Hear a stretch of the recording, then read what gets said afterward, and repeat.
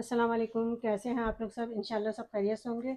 अच्छा, आज मैंने बनाए हैं बहुत अच्छे चिकन पकोड़े जो बहुत मज़े के, बहुत अच्छे और क्रिस्पी भी हैं।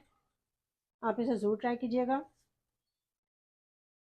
चलिए देखें किस तरह बनाते हैं। अच्छा, चिकन पकौड़ा बनाने के लिए हमने एक आलू लिया है, कच्चा आलू है। इसे हम इस तरह ग्रेट कर लेंगे, बिल्कुल बारीक बारीक हो जाएगा इससे। देखें इस तरह का बिल्कुल बारीक बारीक सा हो गया है। इसका हम पानी निचोड़ लेंगे। अच्छा, चिकन पकौड़ा बनाने के लिए हमने लिया है चिकन। हमने 200 ग्राम चिकन लिया और इसके मैंने इतने बड़े बड़े पीस काट लिए हैं। आप अपने लिहाज से काट सकते हैं, छोटा बड़ा आप कर सकते हैं पीस को। अच्छा, इसमें हम डाल देंगे 1 टेबलस्पून लहसुन अदरक का पेस्ट। ये मैंने 2 हरी मिर्च है, इसे मैंने हाथ से कूटा है। कुटी हुई मिर्च है ये, हरी मिर्च। लेमन जूस है, 1 टेबलस्पून लेमन जूस। साबित धनिया है, इसे मैंने कूट लिया है हाथ से, 1 टेबलस्पून। 1 टेबलस्पून कुटी लाल मिर्च। मिर्च थोड़ी सी अजवाइन डालेंगे इसमें, बिल्कुल थोड़ी सी डालना है, हाफ टी स्पून से भी कम। 1 टेबलस्पून नमक डालेंगे। अच्छा, ये कुछ मसाले हैं। 1 टेबलस्पून कुटा हुआ भुना हुआ ज़ीरा है ये। ज़ीरा भून लिया था मैंने और इसे कूट लिया था मोटा मोटा सा। 1 टीस्पून, टेबल स्पून नहीं लेगा, टीस्पून हमने लाल मिर्च पाउडर लिया है। आधी टीस्पून गरम मसाला पाउडर है और ये हल्दी है थोड़ी सी, आधी टीस्पून है। इन सब चीज़ों को मिला देंगे इसमें। अच्छा, दही है, 1 टेबलस्पून दही है। अच्छा, थोड़ा सा हम धनिया मिलाएंगे, हरी धनिया है।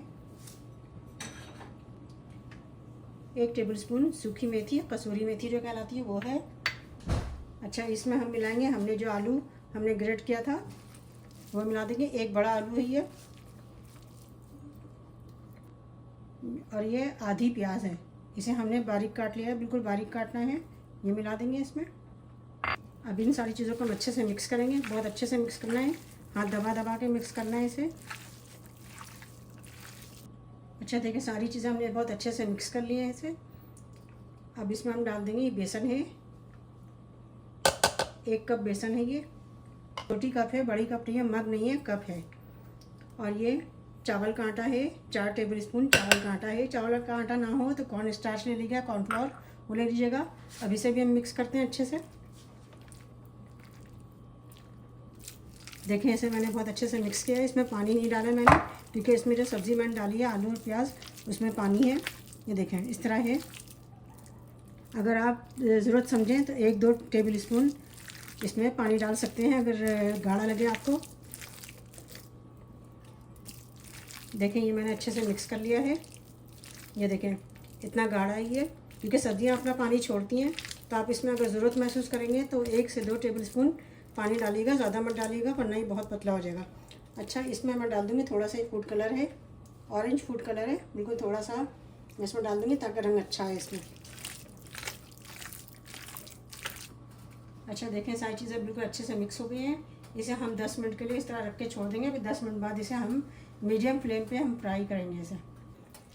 देखें तेल हमने मीडियम गरम किया है। अब इसमें हम ये एक एक बोटी और ये सब चीज़ें हैं जो उठा उठा के हम डालेंगे इस तरह।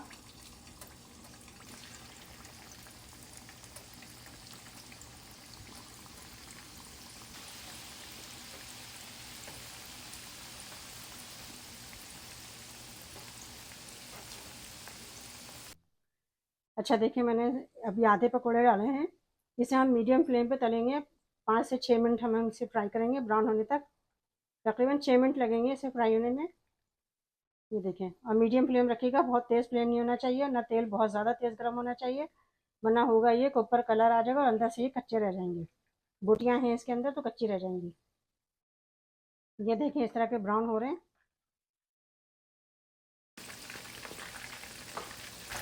देखें अच्छे से फ्राई हो गए। ये देखें, अब इसे हम निकाल लेते हैं।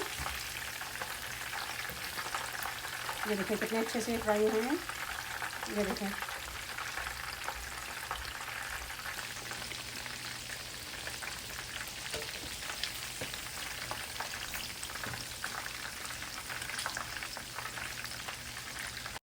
देखें हमने पकोड़े फ्राई कर लिए। अब इसके लिए हम सॉस बनाते हैं। ये हमने लिया है, हरी चटनी है, ये 2 टेबल स्पून हरी चटनी है। 1 टेबल स्पून ये दही है, 1 टेबल स्पून इसमें मायोनीज लेंगे और सारी चीज़ों को हम मिक्स करेंगे।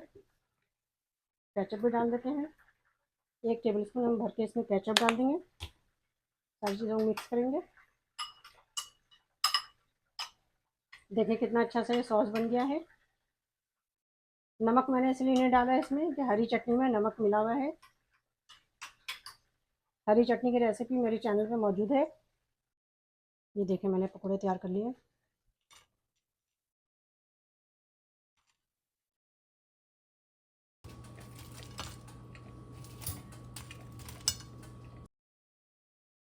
देखिए कितने अच्छे से पकौड़े तैयार हो चुके हैं, बहुत क्रिस्पी भी हैं, अच्छे भी हैं। देखें, आप इसे ज़रूर ट्राई कीजिएगा और मुझे अपने कमेंट में बताइएगा कि मेरी रेसिपी आपको कैसी लगी। अपना बहुत ख्याल रखिएगा। अल्लाह हाफिज़।